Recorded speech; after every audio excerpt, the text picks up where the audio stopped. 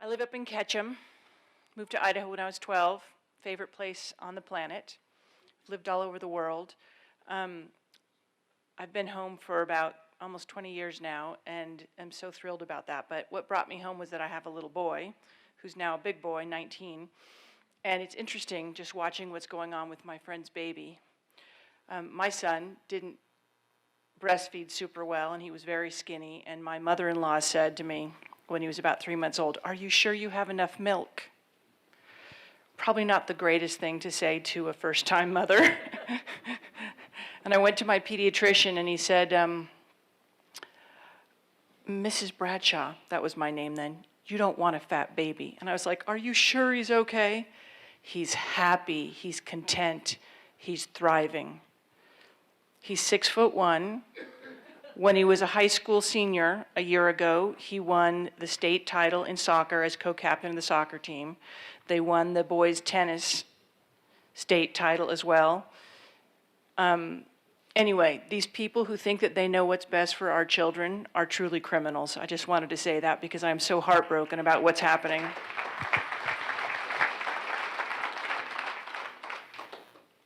So I want to talk to you about the financial reason that we are where we are today, because it is so very important. I grew up here. I went to college in the East. I went to the University of Chicago and got an MBA, and then I went and I worked for Goldman Sachs. After working at Goldman for just under 5 years, I left because it didn't feel good. And I went to go and work for a client named Alliance Capital. And at the time, Alliance Capital was the largest publicly traded asset management company in the world.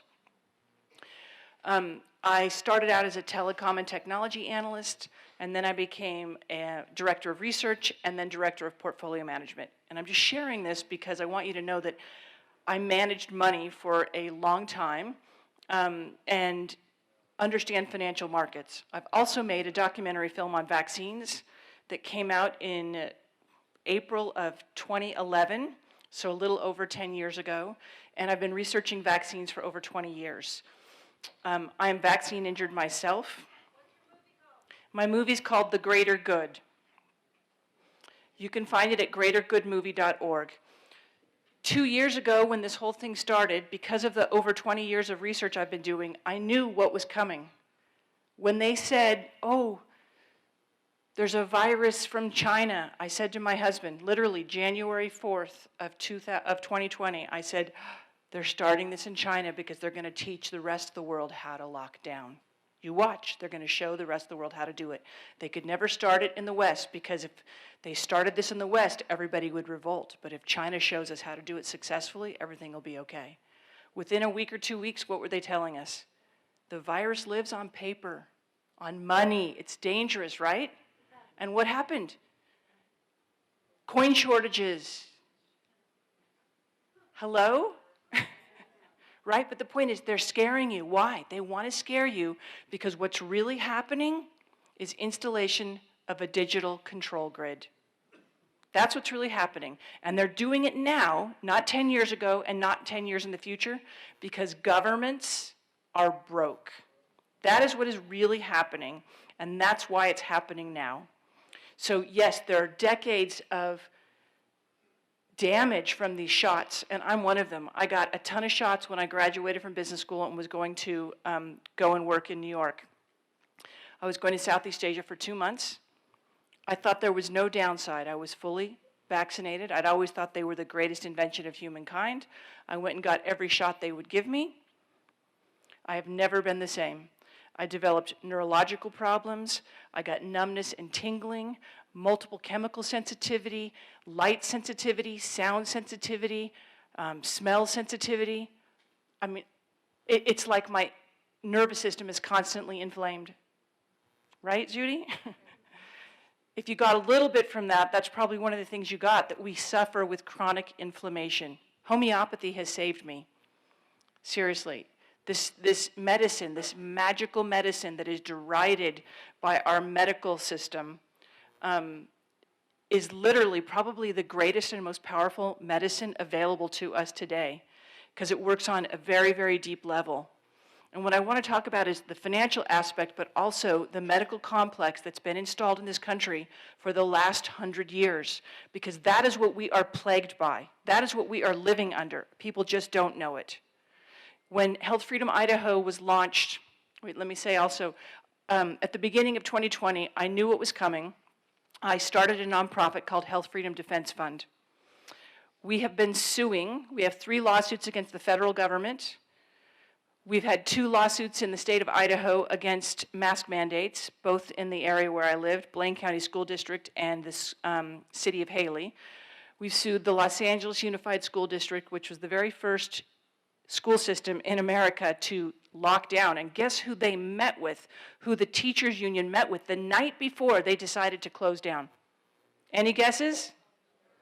Fauci. Yes, he flew to LA and he met with the UTLA. And the next day, they shut down for, I forget how many hundreds of thousands of kids are in the LA school district, or probably millions. But anyway, the point is, I started a nonprofit, Health Freedom Defense Fund, because I could see where this was going, and I was terrified, but also determined that I wasn't going to go down without a fight, that I was going to take all of the knowledge and all of the experience that I have from decades of doing this and fight back. Because make no mistake, COVID is just one excuse to reset the system, and now there's a new crisis that we're all dealing with, and it's all because of what happened in 2008 and 9, and because of these horrible policies that they have been pursuing for decades. Our government, let me say it this way. When Health Freedom Idaho was launched, I spoke at the lunch, and I gave a speech called "We're at War with Our Government." That was 6 or 7 years ago. Let me ask you, how many of you want Roundup on your food? How many of you want mercury amalgams in your teeth? How many of you want mercury in your kids' shots? How about aluminum? Do you want GMO salmon?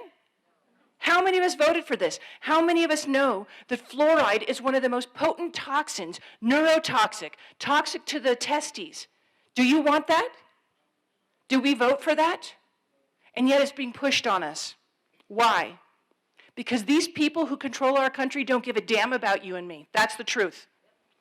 I'm sorry if I sound angry, but I am sick and tired of this. And if we don't wake up, we are going to get steamrolled.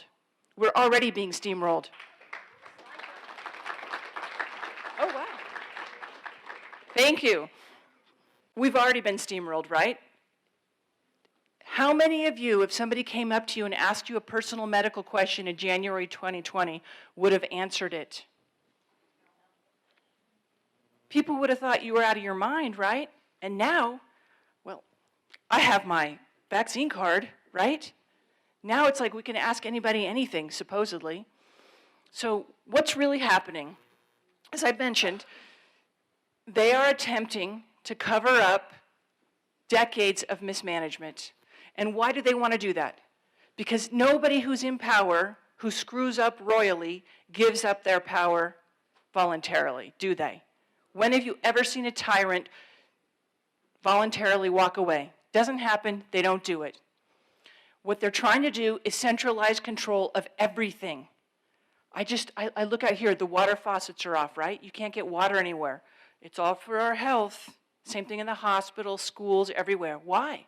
They want control of all of our resources. Because if they control all of our resources and you don't comply, and they can tell that from the little chip that they're going to give you or your little digital ID, then you get excluded from society. That's the plan.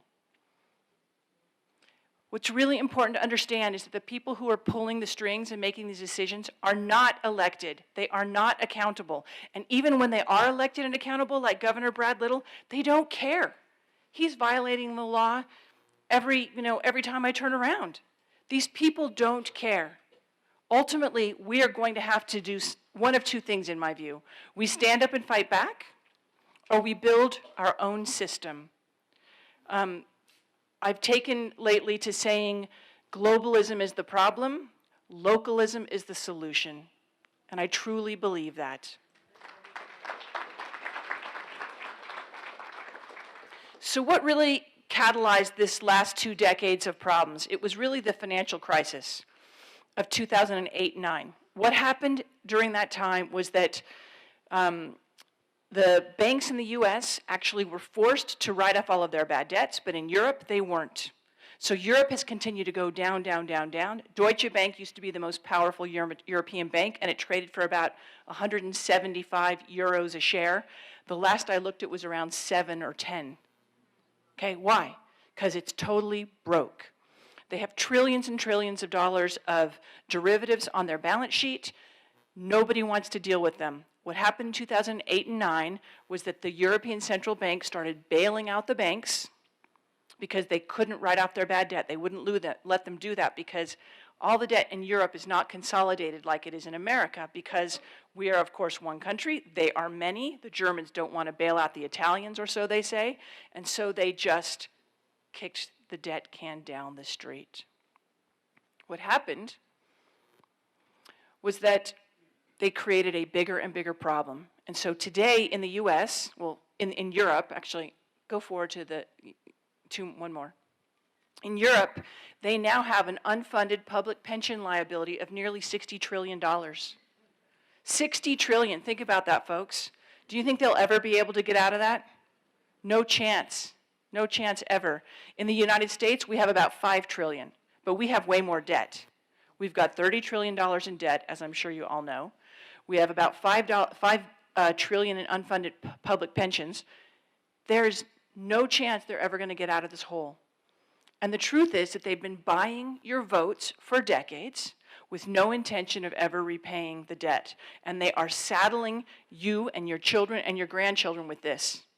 What they're hoping is that they can use all of the fear that they are purveying through COVID and now the new crisis, the supply chain damage and breakages, in order to reset the system, tell you they're going to do something good for all of you, which is to cancel your debt. But it's really a cover for them to cancel theirs, because that's their only way out at this point. So they have created this gargantuan problem that they know they can't resolve. And basically the chickens came home to roost in the fall of 2019. Do any of you remember there was something called a repo market crisis? Interest rates in the overnight window, which is the rate that you borrow if you're a big bank and you lend to another bank and you park money overnight, those rates are usually very close to zero. It's essentially a risk-free rate. Well, what happened was US banks said, we don't want to deal with those European banks because we know they're all broke. We're not going to trade with them. We don't want the counterparty risk. So the Fed had to step in. But before the Fed stepped in, those rates spiked to 10% overnight. Overnight, 10%. Think of what that would be annualized, 10% a day. Huge amount. Basically, the Fed had to step in and become the central bank of the world. And that was their kind of warning that, okay, we're in dire trouble and we need to do something. And then we get COVID. Now, there's research, or there's actual evidence showing that they were shipping COVID-19 tests around the globe in 2017 and 2018. There's evidence of that. Let's move forward, JD. So I just want to impress, I'm going to kind of go through this fast because it's late. I want to impress upon you that there's this financial component, okay, that these banks are broke. And another piece that I didn't mention is that the European Central Bank owns now half of the outstanding debt in Europe. So think if the Fed owned half of the outstanding US Treasury debt. Think about that. That'd be huge, right? It's shared by investors and other countries and all this, but the European Central Bank, the ECB, now owns nearly 50% of all the outstanding debt. And what that means is if they raise interest rates, they're actually hurting themselves. And given that they've got almost half of all the debt, there's no marginal buyer. Nobody wants to buy European debt. And the reason for that is that they've had negative interest rates. If you put your money in the bank in Europe, You have to pay to hold it there. And if you're a pension fund, how do you actually service your liabilities? You need to generate roughly 7 to 8% returns every year on your investments in order to earn enough to then pay your liabilities. How do you pay the people who are struggling if you don't have any kind of return on your investment? So what's happened is the Fed had to step in. We know the US central bank has had, we know that rates have been super low here, and the whole system is literally ready to implode. So that's why the pensions are totally broke, is because the interest rates have been so low that they can't actually generate a return. And that's why they now have to do something. So what I also want to talk about is, how did we even have this whole situation that's occurred for the last 2 years even happen? And it was facilitated by a medical complex. You know, Eisenhower said that we live under an military industrial complex. I think that was really, that's very outdated, old-fashioned, because the true problem in the world today is the medical complex. 250 to 440,000 Americans die every single year from medical errors in our hospitals and our medical system. And that's not a crisis. 40,000 people are injured every single day by the medical system. Every day in our hospitals. And that's not a problem. So what's happened? No, back, Judy. The hospitals, I have to look up to see where I am. The hospitals, the research centers, you know, the universities, everybody is controlled by the money. And where does the money come from? It comes from the Gates Foundation, the Rockefeller Foundation, Ford, Carnegie, MacArthur, all the big guys, right? It comes from these giant private foundations. It comes from the NIH, which is somewhere between 40 and $50 billion, I think, this year. Yeah, 49 billion. It comes from the pharmaceutical industry. So those are your three main sources of funding. How many universities are going to buck the trend, or researchers, you know, publish or perish? We've all heard this, right? How many people are going to buck that and publish stuff that contradicts the mainstream narrative when they know that they're just going to lose future funding? They can't, and they won't. And what's worse is the journals are owned too.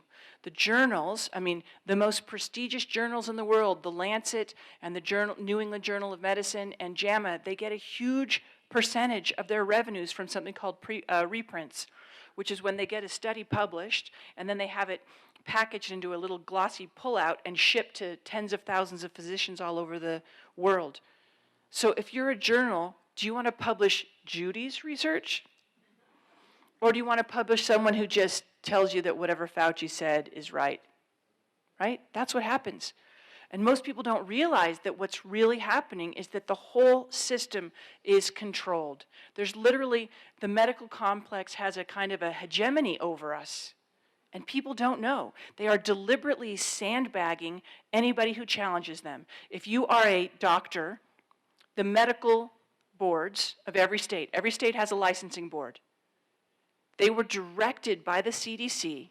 If you as a physician contradict what CDC tells you how to treat COVID, yank their license. In California, if you write too many vaccine exemptions, yank their license. I know many doctors, loving, kind, diligent doctors of integrity, who've lost their licenses because they have run afoul of the system. And their grave sin was to challenge the status quo, to challenge the dictates from the CDC and the medical complex. I think the third line up there is really important. IHME, the Institute for Health Metrics and Evaluation, University of Washington's statistics kind of group. It's like the Imperial College in London. What's so extraordinary about those two groups, they were both funded to the tune of hundreds of millions of dollars from the Gates Foundation. The UK Imperial, and these were the two groups that were putting out these terrifying estimates that, millions of Americans would die, and that I forget what their numbers were for Britain, but they put out the really, really terrifying estimates very early on in the crisis, saying that there was this, millions of people were going to die, and none of this came true. And it was all through these models where they didn't even have any data. It was just like numbers. It was truly crappy models. But they both had one thing in common, and that's that they'd taken tons of money from Gates. In fact, Imperial College got $79 million in January of 2020. And IHME got $279 million in 2018. The system is so rigged, it's literally hard for us to even imagine. But for 20 years now, I've had a front row seat, and I've watched as people like Judy or my friend Dr. Andy Wakefield have literally been taken down by the system for daring to say that these jabs might be dangerous. Go ahead. I think it also interesting that if you look at the journal, New England Journal of Medicine, you look at the Lancet, and those two journals, the editors have both come out saying that 50% of science cannot be trusted. That literally it's a coin toss. But it's even worse than that, because I think he might be the most published scientist on the planet today. His name is John Ioannidis, and he's a professor of epidemiology and a physician at Stanford. He's of Greek extraction. But he has written, he's considered one of, if not the top, and he says that up to 90% of published research is fraud. It's not valid. So it's not just the journals, the universities. It's not just that. It's not just the research centers. It's, of course, Congress. We know that that's what's greasing their palms, right? Pharmaceutical industry is the #1 lobbyist in the United States. They have more lobbyists, in fact, twice as many as there are members of Congress. 90% of senators have taken money, and I think it's 97% of people in Congress. Go ahead, Judy. But they're not just buying them, they're also buying the doctors. And there may be, what I want to say when I criticize the medical complex is not intended to criticize any individual doctor, because I think there are very, very good individual doctors. But there's a problem, right? There's a problem in Denmark. It's rotten. And that's that the system has completely lost sight of taking care of patients. I want to share a story really quickly, which is when I was managing money, my job was to decide which of the multinational corporations that we reviewed we should invest in. So I got to interview the CEOs of the biggest companies in the world on a regular basis.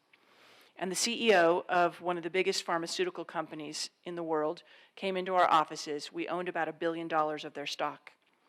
And he said to the research analysts and the portfolio managers who were there and the phone to New York, listen, our new drug that's in phase 3 trials, a few people have died in very, very rare instances. The bad news is the FDA is going to make us put a black box warning on our packaging. The good news is we still think we'll be able to do $7 billion in peak sales. This was a turning point for me, folks. I felt like someone had kicked me in the gut. I left that room. I walked to my office. I paced back and forth. I walked down to my pharmaceutical analyst's office, and I just said, this is wrong. And she sort of shrugged her shoulders, and she's like, I know, but what do you want me to do about it, lady? And for me, I knew that I was playing for the wrong team. And it was the first time in my career that I saw crystal clear that these people have no problem sacrificing your life for their bottom line. And I dedicated the rest of my life to trying to make a difference. And I quit within 2 years because I knew I was on the wrong side.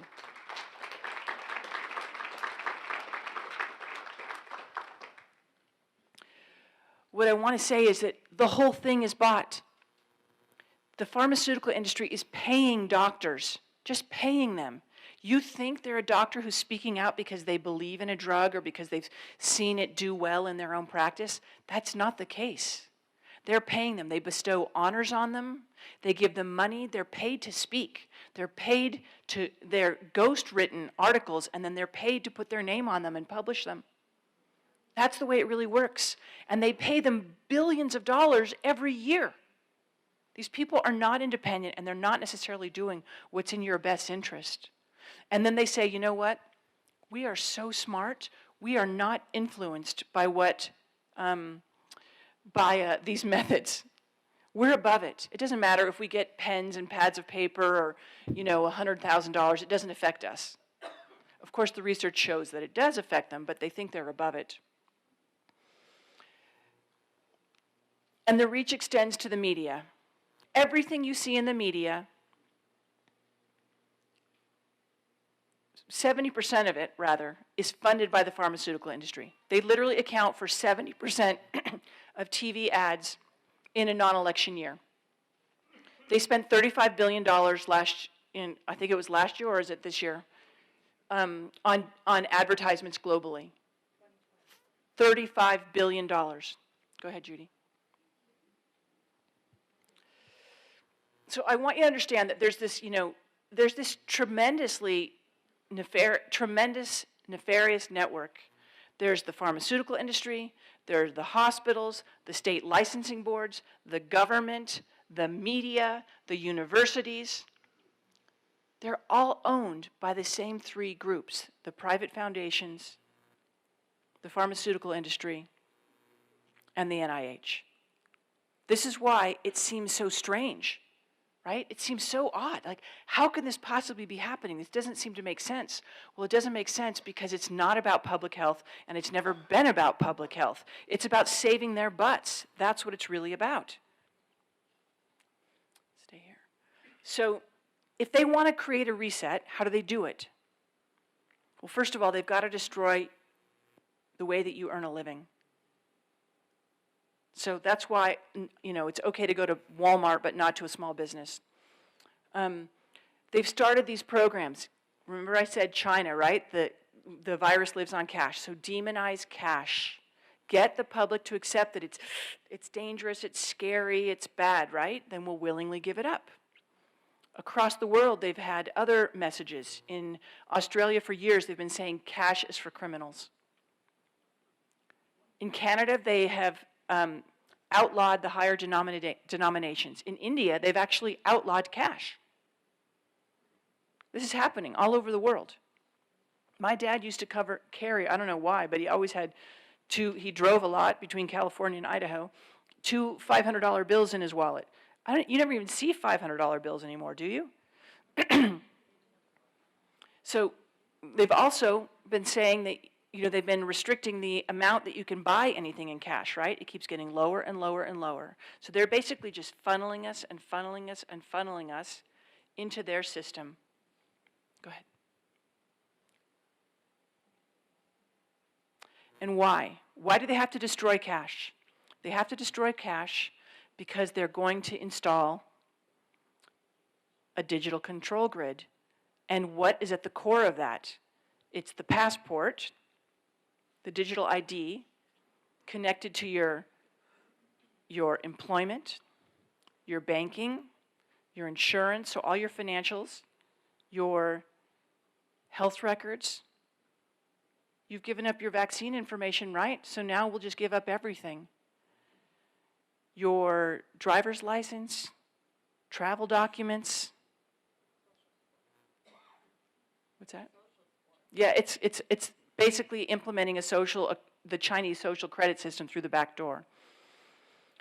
But the point is, they get rid of the cash. Does everybody know that about 10 days ago, Biden signed an executive order authorizing Treasury officials and the Fed to start investigating cryptos, implementation of a central bank-backed digital currency, and all the risks and the dangers of digital assets, right? My personal theory is that they've allowed cryptos to flourish for the last 10 years in order to condition us to accept a digital kind of a currency. And what will happen is, now they're going to regulate it. Make no mistake, regulation, licensure, standardization are all about money, power, and control. And they are the way that they put everybody else out of business so that they retain the reins of control in their hands. That's the whole point of this. I highly advocate that you have some junk silver. Back in 1965, all of the silver coins in America actually were silver. You can buy bags of those. Paper dollars. I wouldn't keep it in the, they're actually, the World Bank actually came out yesterday or the day before and cautioned that people not panic and don't hoard cash or go to the bank and take money out and don't hoard commodities and food and things like that. We'll figure it out and it'll all be okay. That seems like a really good time to go out and get some cash, if you ask me. So,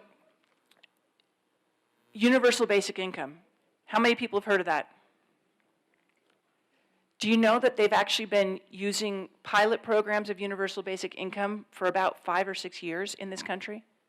And in Europe as well? Isn't it very convenient that all of a sudden they started making these COVID payments to people that were almost the same size as the universal basic income programs they've been demonstrating for the last few years? And doesn't it destigmatize taking money from the government so that when all of our jobs are wiped out, there won't be any stigma for taking money from the government in order to survive?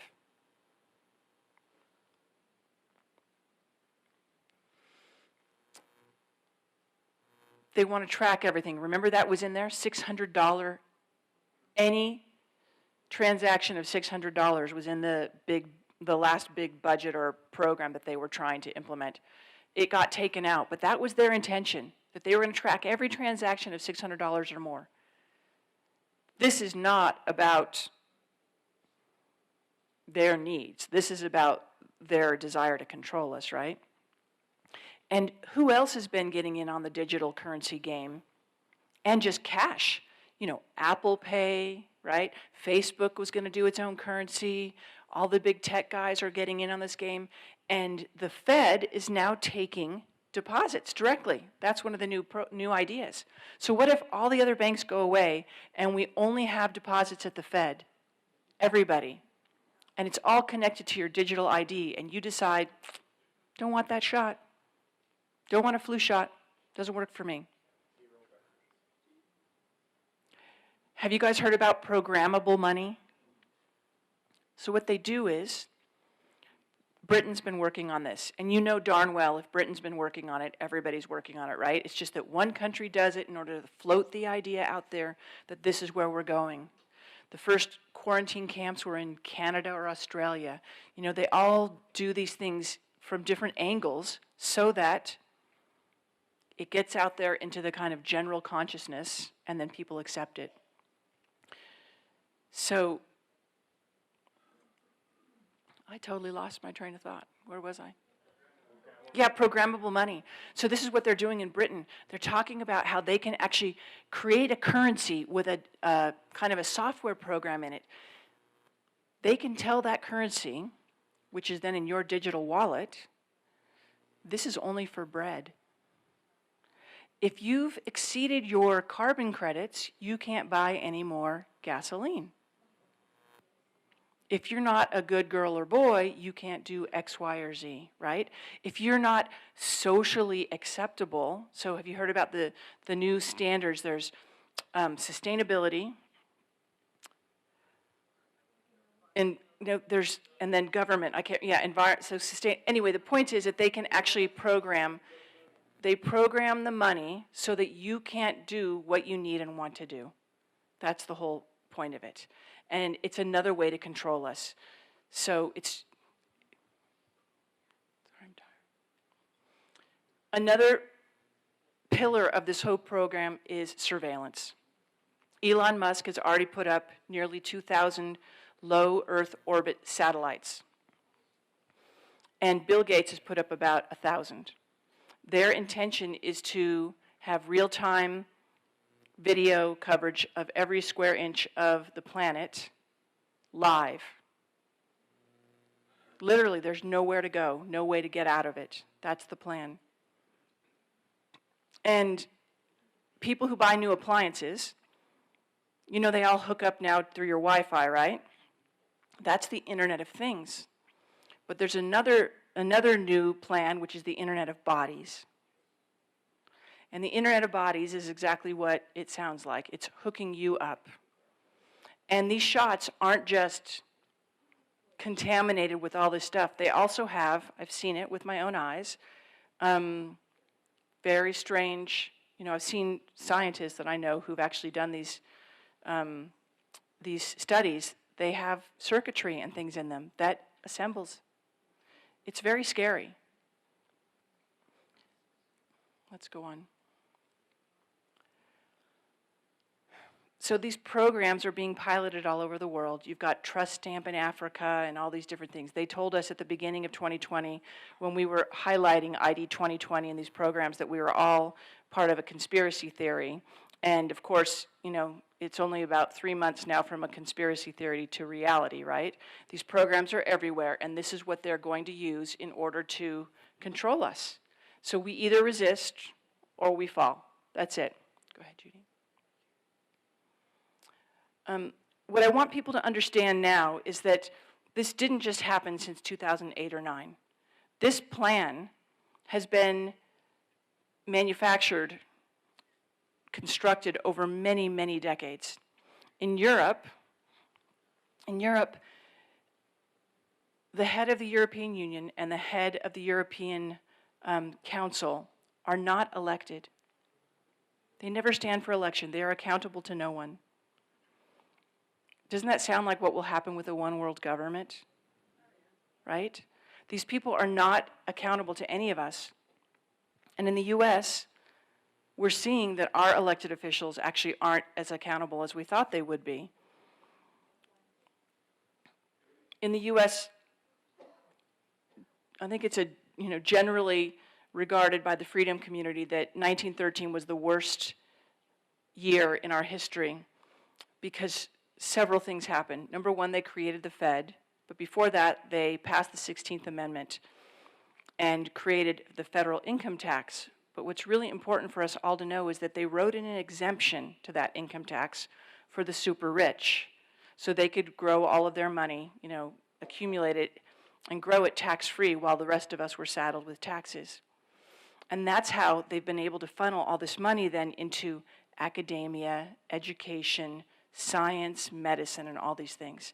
It's been a very, very long-term orchestrated plan. Go ahead, Judy. In the 1950s, there was a congressman named Reese, and he investigated the private foundations. And this is such an important piece of our history for people to understand, and most people have never even heard of Reese, and they've never heard of what he found, because what happened was the investigations were so jaw-dropping that they stopped them. But what happened was Reese, Congressman Reese, hired a guy named Norman Dodd, who was an attorney of very high repute, and Norman Dodd led the investigation into these private foundations. So in 1913, they got their free pass, and they started accumulating their wealth. They could put it in there tax-free and then accumulate it without taxes. And then they could funnel it into all their interests. These foundations are not about philanthropy. They're about an agenda. And the Reese Committee discovered what it was. Norman Dodd went to these individual foundations, and they met with them. They opened their doors, and he talked with them, and he asked them, and he said, hey, what are you guys really trying to do? And you know what they said? Install collectivism in America. This was almost 70 years ago, folks. This is one of the explanations of why we've seen the moral and educational decay that we see in our society, because it's deliberate. It's not an accident. It's not a mistake. Then we jump forward to the Church Committee in 1975. Church investigated the nefarious activities of intelligence and other groups in this country. And what he found was that they had installed roughly 400 CIA assets at media outlets all across the country. It's in 1975. And when he specifically asked, when Senator Church specifically said, hey, do you have people right now? They refused to answer and said, we'd rather talk about that offline. Senator. This is a program that they say stopped. But I think it's pretty safe to say that that's not the case. And I'll explain to you in just a minute why I'm actually quite confident it's not the case. Yes, it was Frank Church, absolutely. They did other things, though, too. They infiltrated civil rights groups. They assassinated civil rights leaders. They messed with people's minds. There's a program, you're called a conspiracy theorist if you believe in it, but it's true, MK Ultra. It's how they literally split the psyche so they can control people. They did all these things. They say they've stopped them all. I really have to question whether that's the case. Go ahead, Judy. So when I said that I think we can safely assume that these programs are still in place, this is why. On the one hand, you have the pharmaceutical industry spending billions and billions of dollars to control the media. On the other hand, you have this stuff. First of all, in 2012, does everybody know what the National Defense Authorization Act is, the NDAA? It's the mechanism by which Congress approves the Pentagon budget every year, okay? Every single year there's one of these. And the NDAA of 2012 actually suspended the writ of habeas corpus. The writ of habeas corpus is the right to appear before a judge and appeal against wrongful imprisonment. One of our most basic and fundamental rights.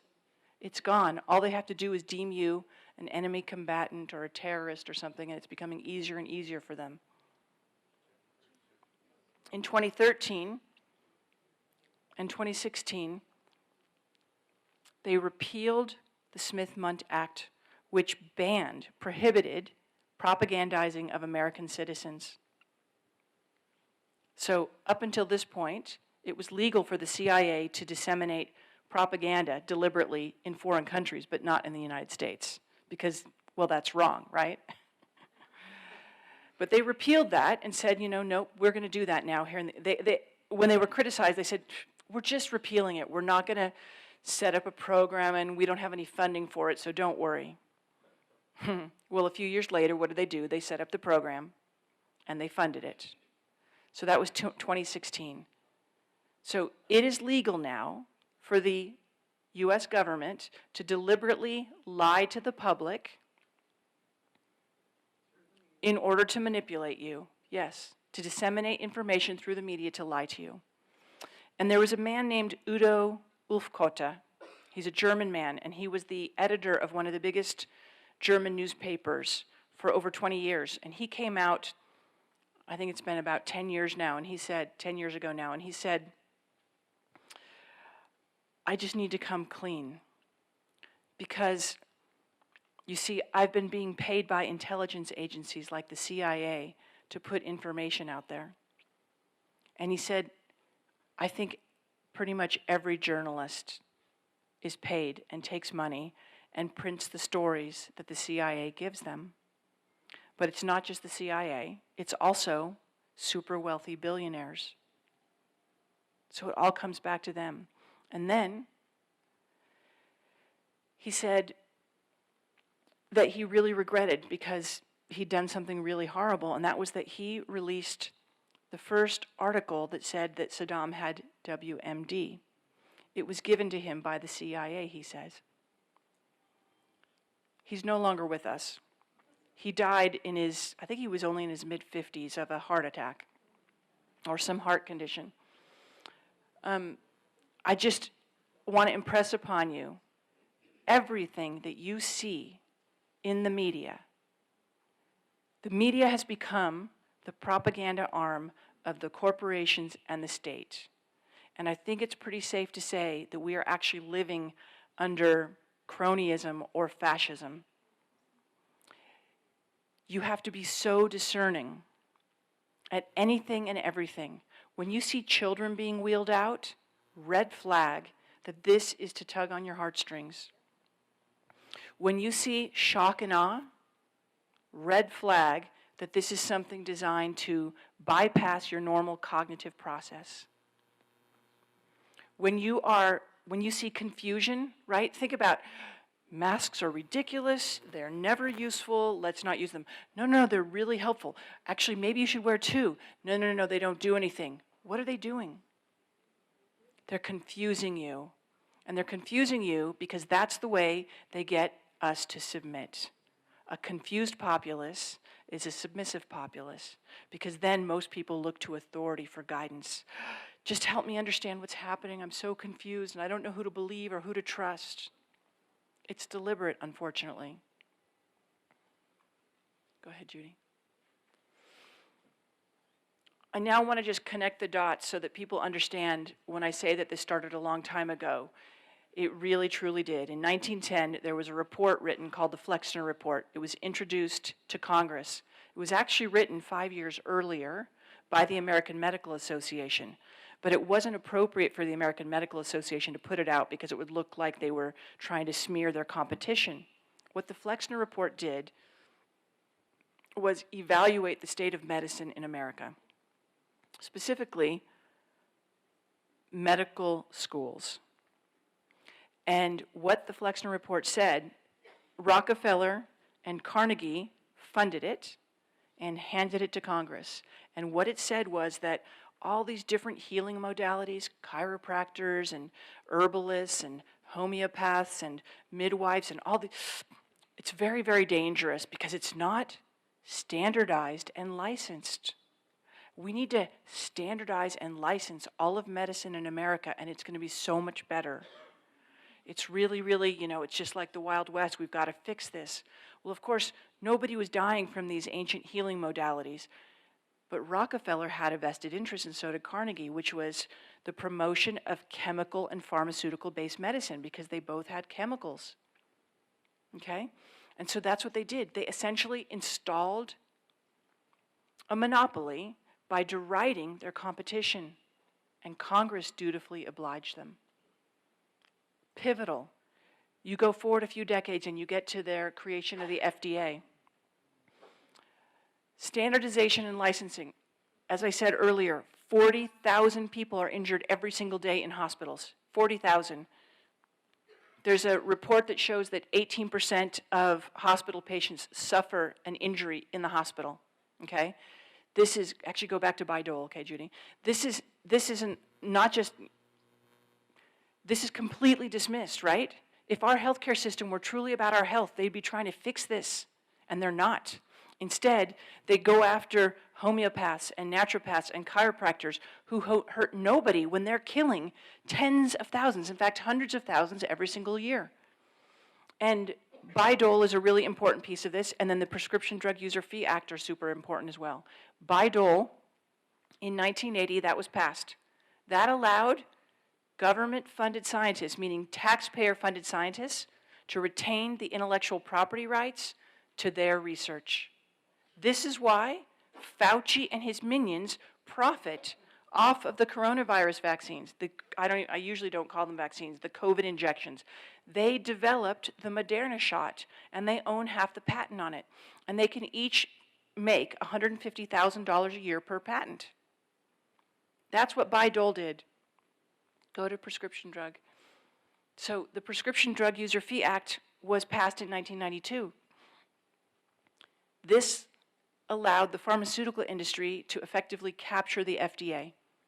So when it was first passed, they said, well, it's just going to be for what we call unmet medical needs, and it'll only be $100 million a year.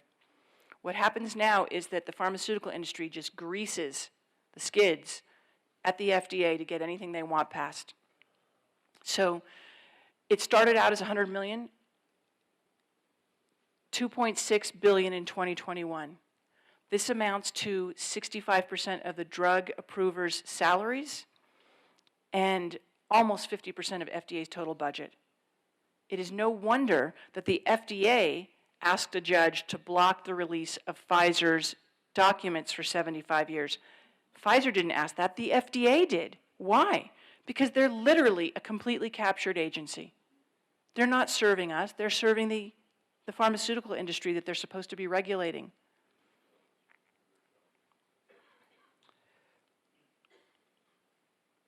It's not just FDA, though.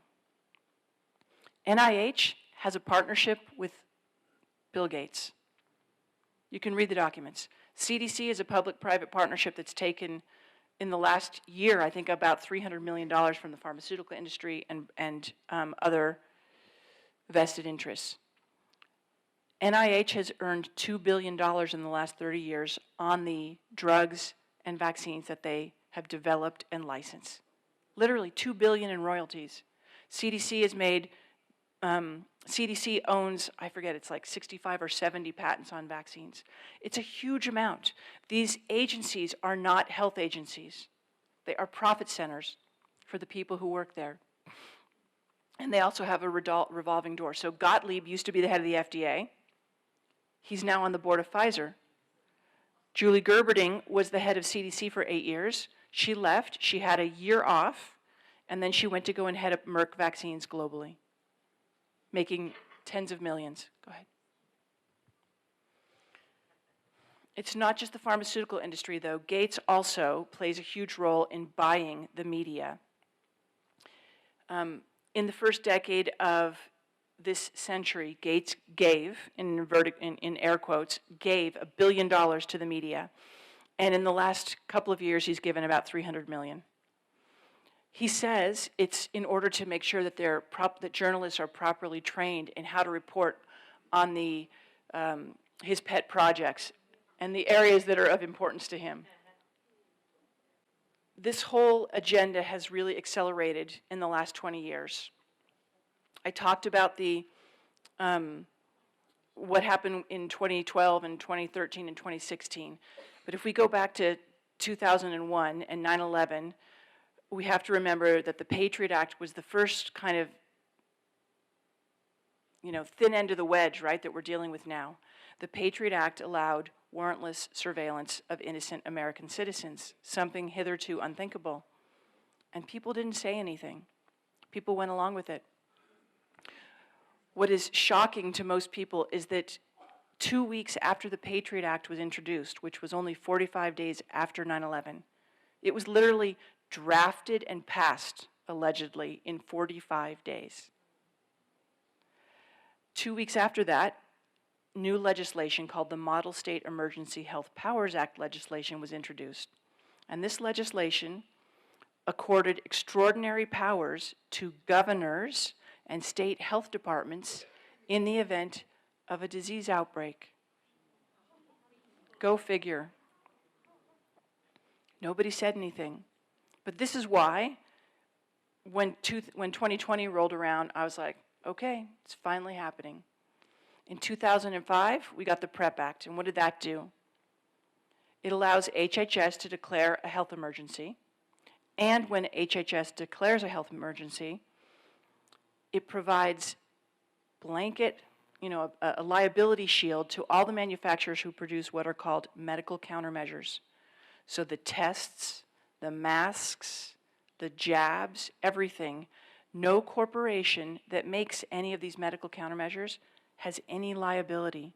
They can only be sued if you can prove willful misconduct, which is, a bar this high. It's almost impossible. What about shadowing legitimate alternatives, like ivermectin?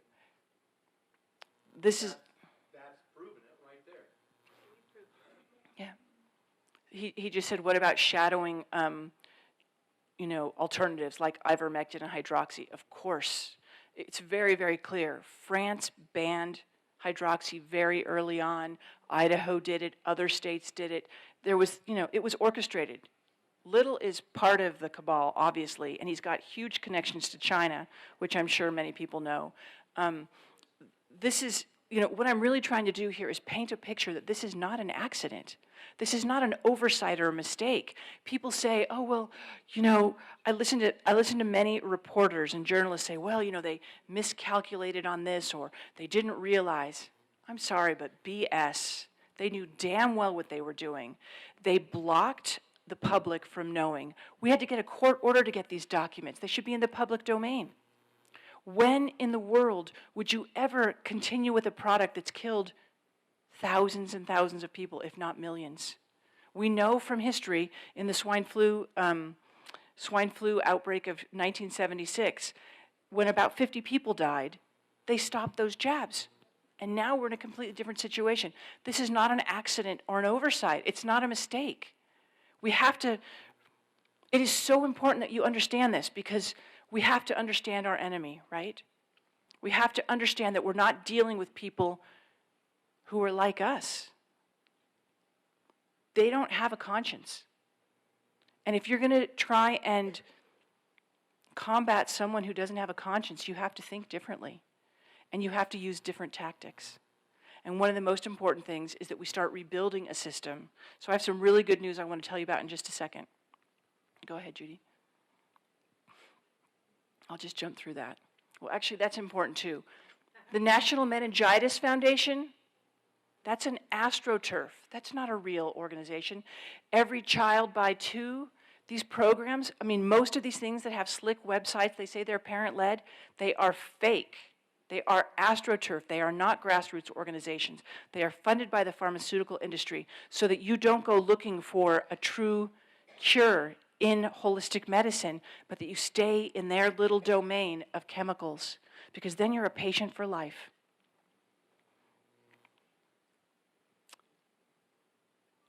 Another really important piece is the fact-checking. You see all these fact-checkers out there. They're funded by Gates. They are funded by Google. They use their algorithms to censor anybody and everybody. Whenever I send an email from my movie account, The Greater Good, and it goes to Gmail, I'm telling you, 99% of the time, it goes into spam. And it'll have a flag on it too. It won't just go into spam. It will say that this email violates the community standards. I'm like, I just wrote a little note to somebody. This is how bad it is. It's that insidious. Go ahead. This is the study I mentioned. It was done in North Carolina hospital system. We're talking about huge damage from this medical system. And why is it happening? Well, it's happening because of all the things that Judy was talking about. I'm on the board of the Weston A. Price Foundation, which is a national nutrition organization. And we teach whole foods, whole traditional foods. I drink bone broth every single day. Why? Because it's got glycine in it, right? It's got so many other things in it. Whole foods provide the nutrients that we need in order to keep our bodies well. And if we do keep our bodies well, we are much more likely to heal quickly. And these holistic remedies are all we need. We do not need drugs. The reason we're sick is because we're all starving. When we're not starving, we're well fed, but starving of nutrients. Go ahead, Judy. I've already talked about this. Just go on. Even this. I think I just want to close here and say that what we face is extremely daunting. I get that. But there are solutions, especially if we come together as a community. And as I was driving down here today, I spoke with a doctor who was fired from St. Luke's in Boise. He's actually a surgeon. He told me the fantastic news, which is that they are creating a PMA, private membership association, with a hospital with healthcare inside of it. But it's true healthcare, integrating emergency medicine together with all of these holistic practitioners inside of a faith-based community. This is the answer, folks. I want to work with them to do it in my community. I'm sure if there are people here who want to do it here, that they would be willing to help support us. But this is what we have to do. We have to build our system outside of the old one. They have, listen, yes, we're armed, but they've got way bigger guns. They've got the money. They own the media. They own everything. We have to render their system obsolete. We have to prove to the public the right path. And that's actually easy, because if we grow our own food, we heal ourselves through true healing arts instead of chemical and pharmaceutical-based systems. I'm not saying that it all goes away. There's a time and a place. I get in a car accident, I break my thumb, take me to the hospital. But for the most part, most chronic conditions are not healed by allopathic medicine. They're just managed. And that is not healing. And it's our God-given right to be healthy and well. So let's all come together. Let's grow our food. Let's make our own schools outside the government system. Let's create local currencies. Let's build our own healthcare systems that are truly about health and well-being. Let's come together and build our own society and forget theirs, because we don't need it. It's not helping us, and we can't win head on, but we can build our own and live the lives that we want, and I guarantee that if we do that, we will prove the merits of our way, and millions more will want to join us. So thank you.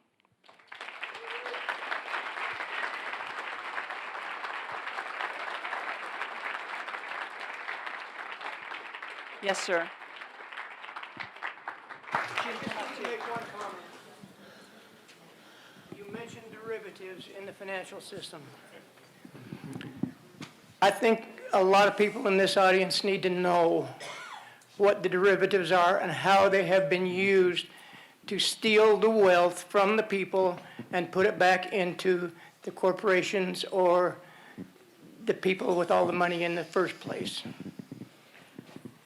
Derivatives aren't an easy thing to explain, but let me just put a couple things in context. First of all, the stock market is, let's call it X. The bond markets are 5 times X. I think they're about, I want to say 50 trillion. The derivative markets are over $600 trillion, and nobody knows what's in them. Basically, it's a way for them to lay off all of their risk onto somebody else and profit out of doing it. That's what happened in the mortgage crisis, right? They packaged up all of these crappy mortgages and they sold them to other people, historically, if you went to the bank, they'd say, George, I know you, and I know that you're a good person and you're gonna wanna repay that loan. I'm gonna loan you this so that you can go and have your dream and buy your house. And they kept the loan. They held on to it because they knew that you were a good credit, and that's how they did their business. But what happened in the early 2000s was, through the derivative markets, they started taking everybody's loans in here, or people who should never have ever bought a house. They were letting people buy houses with nothing down, $700,000 homes with 0 down. And then what happened was they put all the mortgages together, they packaged them, and they sold them off, and then they sold options on those, which is how they make all this money, and no one is there to hold the bag anymore. So they've made trillions and trillions of dollars out of this, but it's a complex thing. I don't really want to go into it now, but just to help you understand that there are $600 trillion of derivatives outstanding in the world, and if one institution, one major bank or institution goes bust because of those, there will be a cascade across the world, which will take the whole system down, which is why, along with all of the government debt and the pension debt, they need to reset the system. But they're not going to reset the system so that it helps you. They want to reset the system so that they retain control, because who wants to give up their power, right? These are not people who are, they're not benevolent dictators, although they'd like to pretend they are.